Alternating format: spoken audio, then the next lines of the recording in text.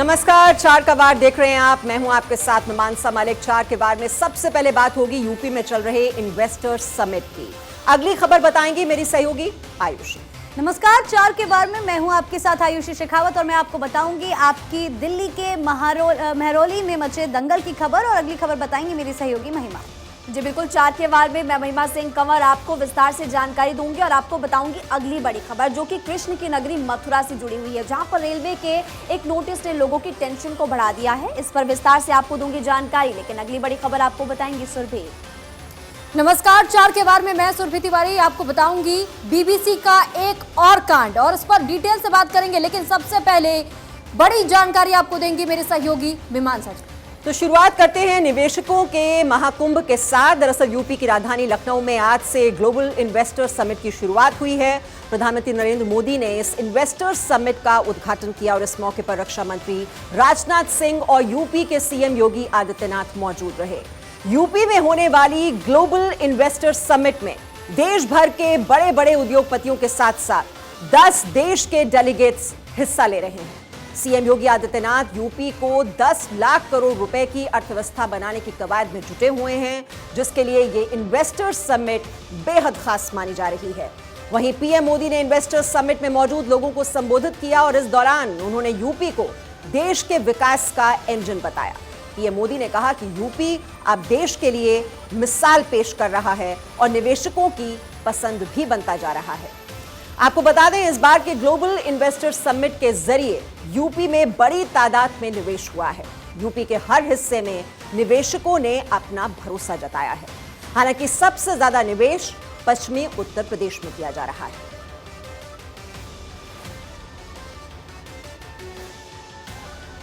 तो इस समिट का आगाज कर दिया गया है और इस समिट को संबोधित करते हुए पीएम मोदी ने कहा कि यूपी विकास के पथ पर आगे बढ़ रहा है और देश के लिए मिसाल कायम कर रहा है।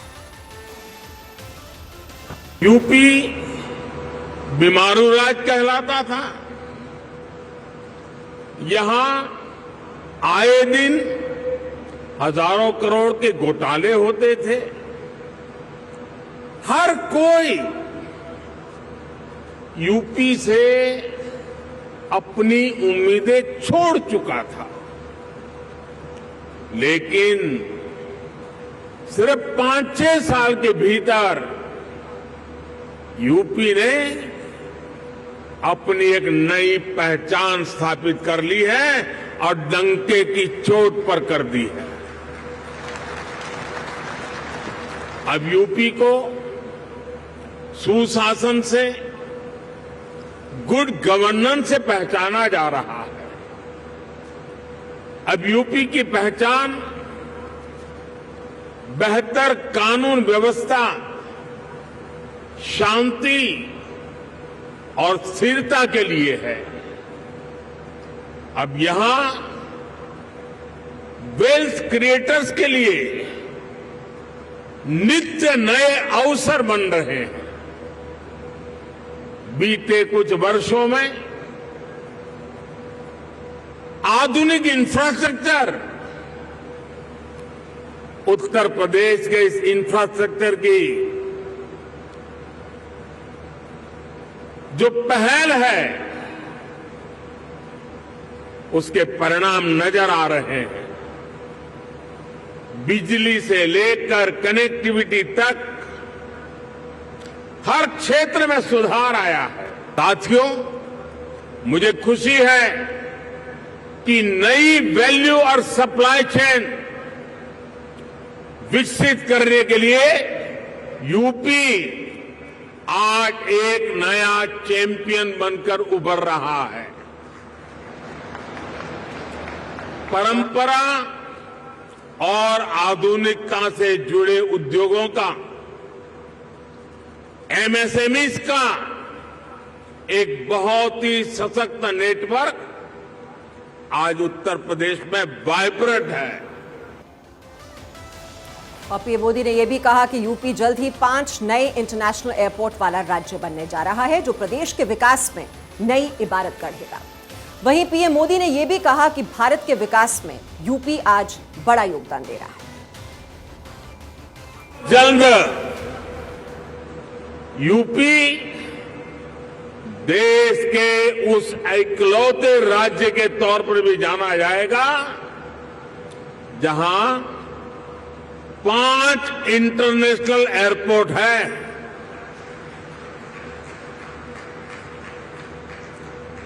डेडिकेटेड फ्रेट कॉरिडोर से। और प्रधानमंत्री नरेंद्र मोदी इस वक्त मुंबई में हैं और पिछले 22 दिनों में उनका दूसरा मुंबई दौरा, जिसमें कई सौगात उन्होंने दी हैं। नए वंदे भारत ट्रेन को उन्होंने हरी झंडी भी दिखाई है। 9वी आणि 10वी वंदे भारत ट्रेन समर्पित करताना मला अत्यंत आनंद होतो आहे। महाराष्ट्र के मुख्यमंत्री श्रीमान एकनाथ जी, उप मुख्यमंत्री देवेंद्र जी,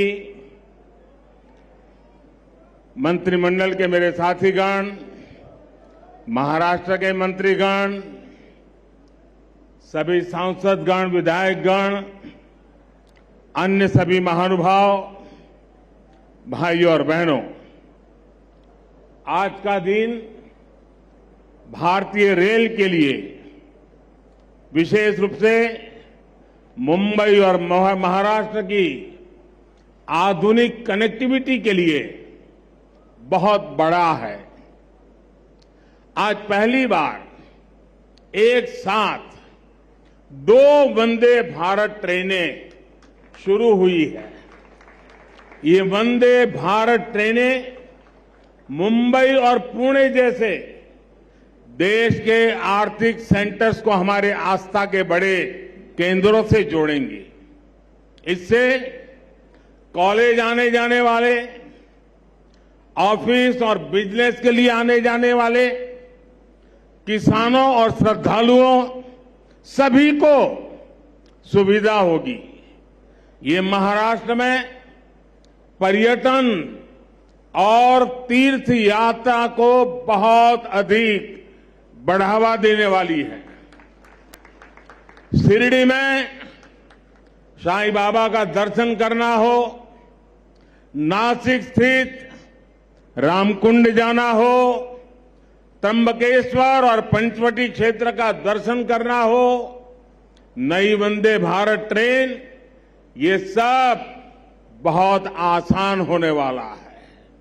इसी प्रकार मुंबई सोलापुर वंदे भारत ट्रेन से पंढरपुर के विठ्ठल रखुमाई, सोलापुर के सिद्धेश्वर मंदिर, अक्कलकोट के स्वामी समर्थ या फिर आई तुलजा भवानी के दर्शन अब सबके लिए और सुलभ हो जाएंगे। और मुझे पता है कि जब वंदे भारत ट्रेन सह्याद्री घाट से गुजरे थी तो लोगों को प्राकृतिक सुंदरता का कितना दिव्य अनुभव होने वाला है। मैं मुंबई और महाराष्ट्र के लोगों को इन नई वंदे भारत ट्रेनों के लिए बहुत बहुत बधाई देता हूं। साथियों, वंदे भारत ट्रेन आज के आधुनिक होते हुए भारत की बहुत ही शानदार तस्वीर है। ये भारत की स्पीड, भारत के स्केल दोनों का प्रतिबिंब है। आप देख रहे हैं कि कितनी तेजी से देश वंदे भारत ट्रेन लॉन्च कर रहा है। अभी तक 10 ऐसी ट्रेनें देश भर में चलनी शुरू हो चुकी है। आज देश के 17 राज्यों के 108 जिले वंदे भारत एक्सप्रेस से कनेक्ट हो चुके हैं।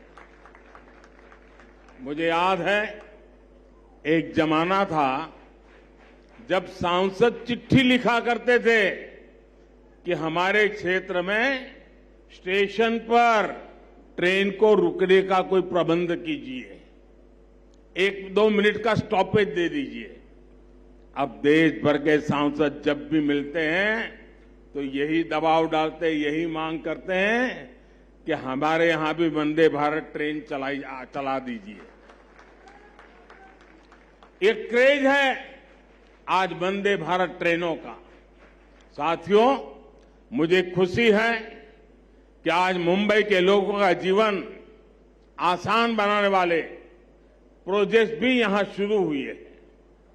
आज जिस एलिवेटेड कॉरिडोर का लोकार्पण हुआ है वो मुंबई में ईस्ट वेस्ट कनेक्टिविटी की जरूरत को पूरा करेगा।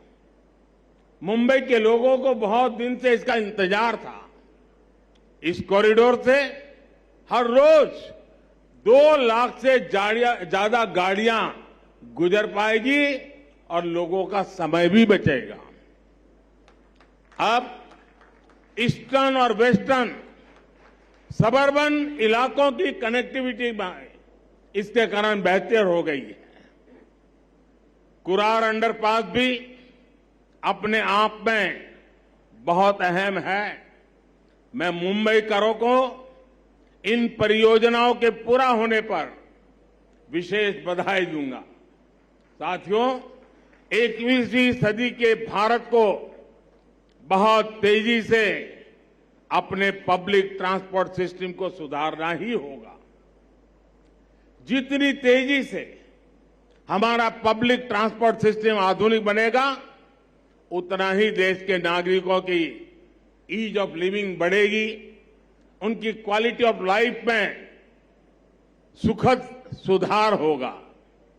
इसी सोच के साथ आज देश में आधुनिक ट्रेनें चलाई जा रही हैं, मेट्रो का विस्तार हो रहा है, नए नए एयरपोर्ट्स और पोर्ट्स बनाए जा रहे हैं।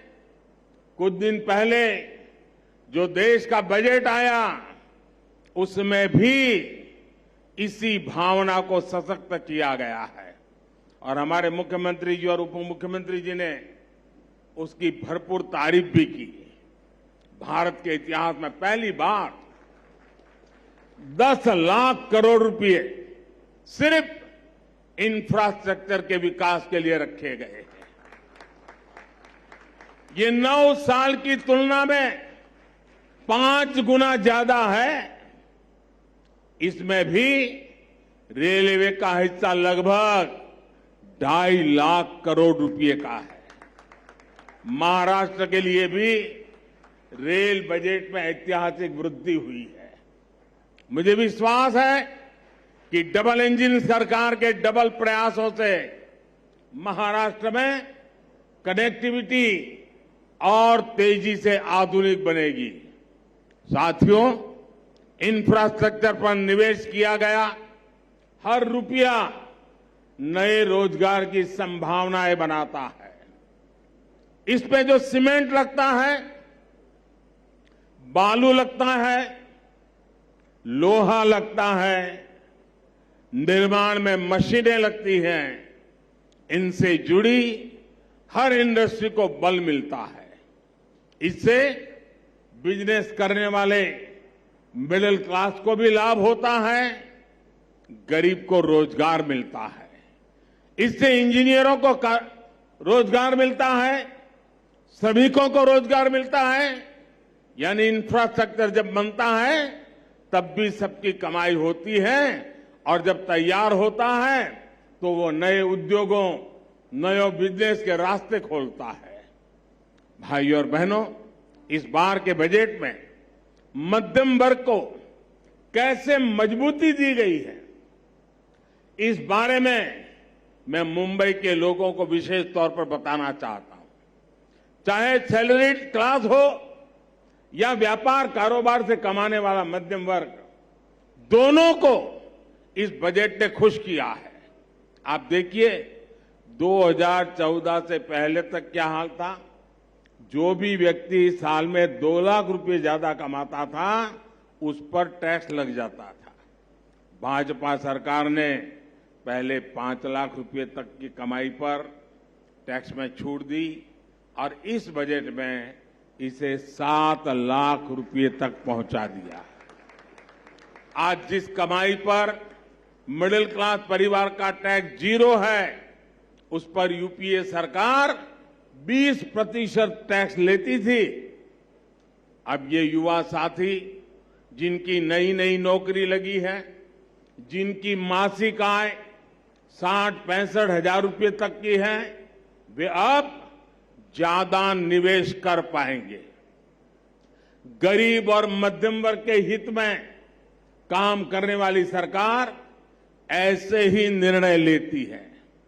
साथियों, मुझे पूरा विश्वास है कि सबका विकास से सबका प्रयास की भावना को सशक्त करने वाला ये बजट हर परिवार को ताकत देगा, हम सभी को विकसित भारत के निर्माण के लिए अधिक प्रोत्साहित करेगा। फिर एक बार मुंबई सहित पूरे महाराष्ट्र को बजट और नई ट्रेनों के लिए बहुत बहुत बधाई देता हूं, बहुत बहुत शुभकामनाएं देता हूं। आप सबका धन्यवाद। माननीय प्रधानमंत्री महोदय जी, आपका संबोधन सौगात के रूप में बरकरार रहेगा। मैं दिल की गहराइयों से आपके प्रति आभार ज्ञापित करती हूं। तो मुंबई से शिरडी और मुंबई से सोलापुर, ये 2 वंदे भारत ट्रेन की सौगात दी है प्रधानमंत्री नरेंद्र मोदी ने, और इससे जो यात्री हैं उनको बहुत ही ज़्यादा अब सुविधाजनक सफ़र उनका होने वाला है, और साथ ही साथ पर्यटन को बढ़ावा मिलेगा, तीर्थ यात्रा को बढ़ावा मिलेगा। और जैसे कि प्रधानमंत्री नरेंद्र मोदी ने कहा कि जो स्पीड है देश की और जो स्केल है उसका दरअसल प्रतिबिंब है ये ट्रेन, और इंफ्रास्ट्रक्चर पर अब किस तरह से जोर दे रही है सरकार और कितना ज़्यादा फंड इस बार एलोकेट किया गया है इस बार के बजट में, ये दिखाने के लिए काफ़ी है। और रेलवे का जो विकास है उस पर भी फोकस बनाए हुए है सरकार।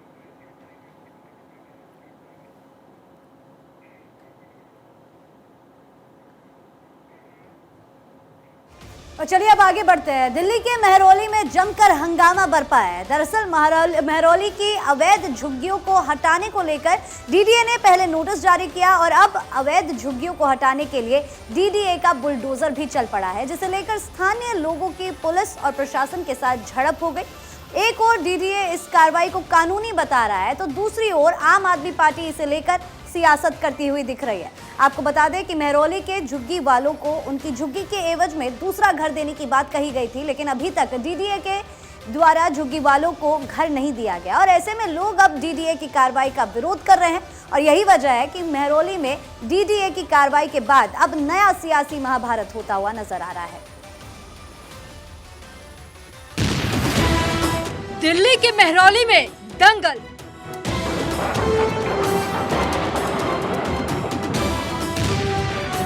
डीडीए की कार्रवाई पर महासंग्राम।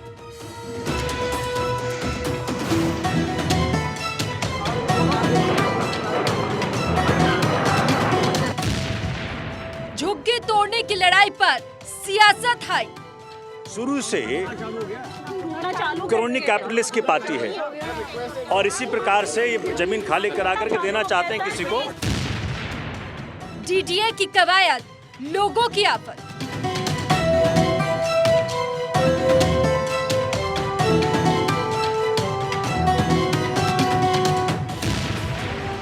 आशियाने पर खतरा, लोगों का फूटा गुस्सा। आर्कियोलॉजिकल पार्क के नाम पर जब जमीन पूरी है, पार्क बना हुआ है, डेवलप्ड है, तो ये ऐसा क्यों कर रहे हैं? बुलडोजर कार्रवाई पर भड़के लोग।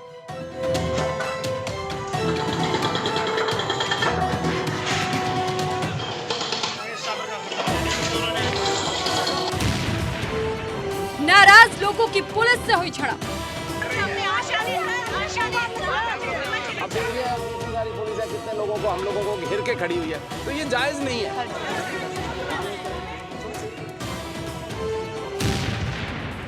डीडीए के नोटिस का सियासी चरित्र।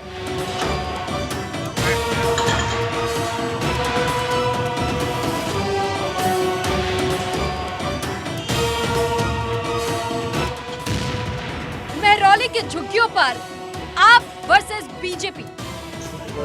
कल रात से ये कार्रवाई दिखाई थी।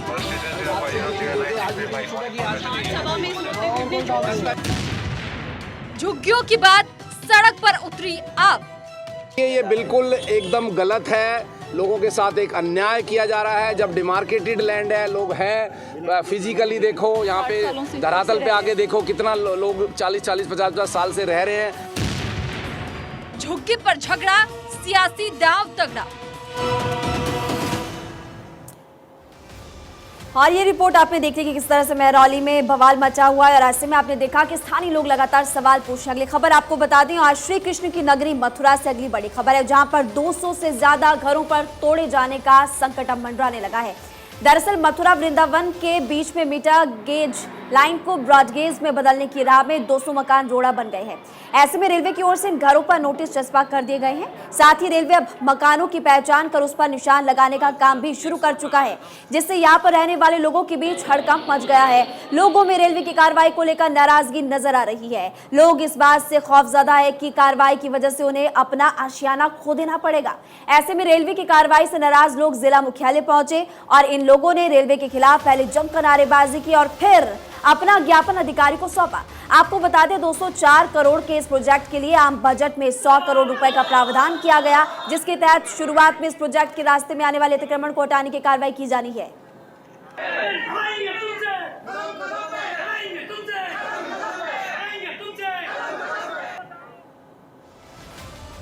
और वहीं उत्तराखंड के जोशीमठ में एक बार फिर से कई मकानों में दरारें देखने को मिल रही है और ये दरारें उन मकानों में भी देखी गई है जिन्हें प्रशासन ने पहले ही सुरक्षित होने का ठप्पा लगाया था।